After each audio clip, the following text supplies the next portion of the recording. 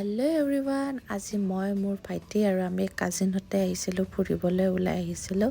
আজি মই স্কুটি নচলালোঁ, সেইকাৰণে তাকে চলাব দিলোঁ ভাইটিক। আৰু আহি পালোঁ আমি নেহেৰু পাৰ্ক, কাৰণ আমাৰ একদম ছাডেন প্লেন আছিল নেহেৰু পাৰ্ক হোৱা। চ' তাতে আহিলোঁ আমি এতিয়া 2-1 কপি ফটো উঠি ল'লোঁ। ইয়াতে ফটো মাৰি আছিল মোৰ মোবাইলত। তাতে প্ৰায় সন্ধিয়াই হৈছিল আমি অহালৈকে। আৰু সন্ধিয়াৰ পৰিৱেশটো বহুত ধুনীয়া আছিল পাৰ্কখনত। যিহেতু ওলাই আহিছোঁ, কিবাটো খাব লাগিবই, সেইকাৰণে আমি কটনৰ ওচৰত থকা ফুড কাৰ্টকেইখনত আহিছিলোঁ। ফাৰ্ষ্ট আমি পানী পুৰি খালোঁ, দেন খালোঁ আমি ম'ম'।